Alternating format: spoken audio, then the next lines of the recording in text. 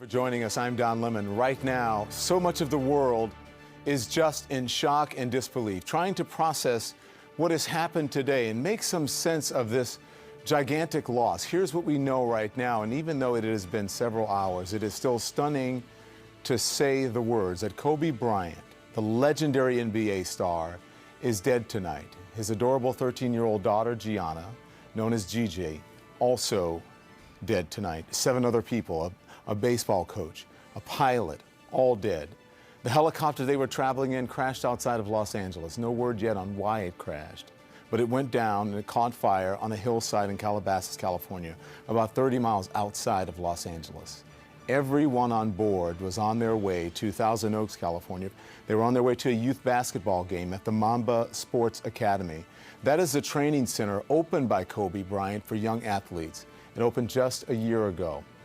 I want you to take a look now. This is the Staples Center in Los Angeles, where people have been gathering there all afternoon, just not wanting to stay home. They're paying tribute and they're being with other fans of Kobe Bryant at the place where he played most of his home games in the 20 years with the LA Lakers. I'm going to take you there live in just a minute. We have so much to report to you about this tragic story. There's no possible way to even show you even a fraction of the tributes that are being shared memories and heartfelt personal reflections about Kobe Bryant that are flooding social media sites right now. We have heard from Michael Jordan, we've heard from Kareem Abdul-Jabbar, we've heard from Magic Johnson, we've heard from the former President Barack Obama, and a universe of people whose names you have never heard of, whose lives were touched, whose aspirations were boosted, who are in mourning tonight because an inspirational athlete, an entrepreneur, a philanthropist, and a family man is dead at just 41 years old, talking about Kobe Bryant. And we have new information now about the weather at the time of this crash. I want to get straight to Calabasas, California now, and CNN's Nick Watt. Nick, hello to you. You have been covering this story now. You're at the scene, and please tell us what officials are saying about the conditions there. Well, you know, so far, Don, officials have said very little about the potential cause of the crash. You know, those 18 people from the NTSB are still in the air flying west. They'll land here late tonight. But the weather will clearly, Don, be a focus of this investigation. Now, we have heard from CNN's meteorologists that the humidity in that air this morning was maybe 100%. So that air would have been like soup. There was this marine layer that we often see in the mornings here in Southern California, plus a storm front moving through. So visibility was bad. You know, I spoke to a friend of mine who's a pilot who was planning to fly today and did not fly because of the weather. But Don, so far, absolutely nothing official from anybody official as to what the cause might be. I imagine we'll hear from the NTSB sometime tomorrow. Now, people around here, they report a thick fog this morning. They also report hearing a loud crash as that helicopter hit that hillside. And, you know, a fire broke out. That was the first thing that first responders had to deal with. They had to contain this brush fire before securing the scene so that investigators can try to figure out what went on. Listen, they're going to look into the safety record of this particular helicopter, this particular model. They're going to look into the pilot's background. They're going to look at that course. They're going to analyze any radio traffic. But weather would right now appear, Don, to be the focus of where they will be looking forward to try and figure this out. But right now, LA just aghast, speechless. One radio sports announcer I heard this morning said, this is going to be like JFK. You will remember where you were when Kobe Bryant died. Don?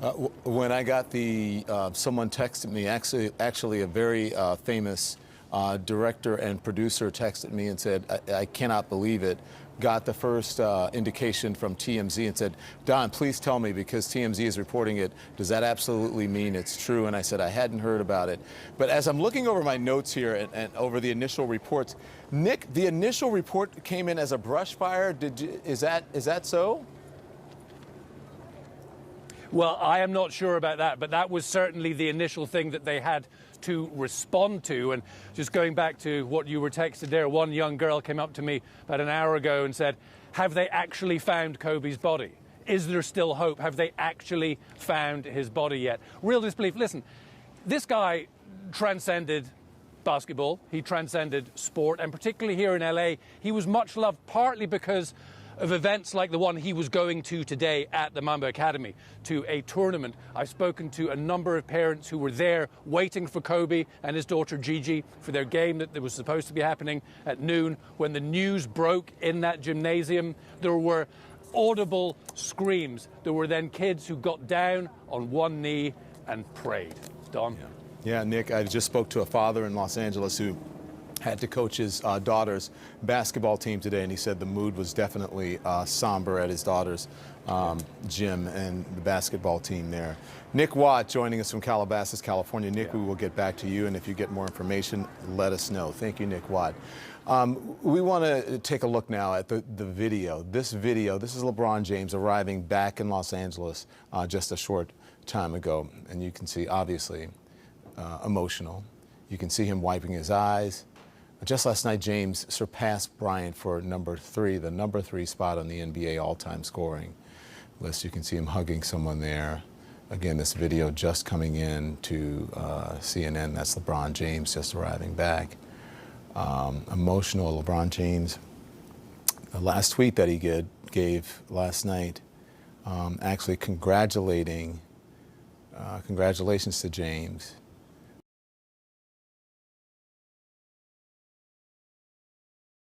You're looking at live pictures now from the Staples Center, outside the Staples Center in Los Angeles, and you can see there is a makeshift memorial and a tribute to Kobe Bryant. And I can't believe these words are coming out of my mouth. The late, and I'll add to that, great, legendary Kobe Bryant. Fans gathering outside the Staples Center, and you can see the candles there lighted in honor of Kobe Bryant and his daughter and all the folks who were on that helicopter, that doomed flight with Kobe.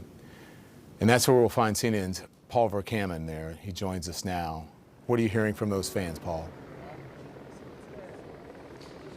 One of the first things that we heard is fan after fan had told us that they wished this was some sort of a joke, a mistake, an inaccuracy, just something on the internet that was wrong, that they just couldn't believe that Kobe had passed. But then once they got confirmation that he indeed had died, they wanted to come down here and share a moment with fellow Laker fans and honor Kobe Bryant.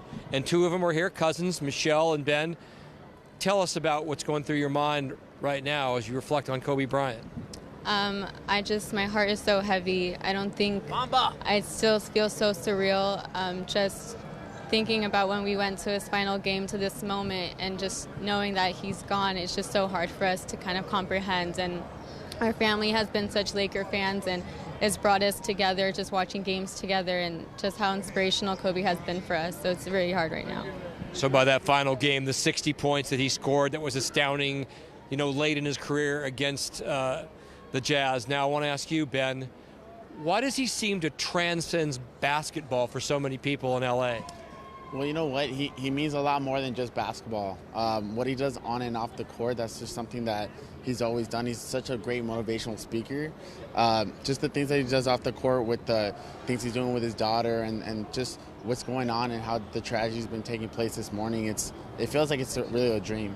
It feels like it's like a nightmare that's been taking place here. So I feel like the best thing that we could do is just come out and support with other people and just cherish some of the memories that he has. Well said. I thank both of you for taking time out. That's the feeling down here. They're absolutely shocked, and Don, they are completely heartbroken over the loss of Kobe Bryant. Back to you. Paul Verkaman. Paul, thank you very much.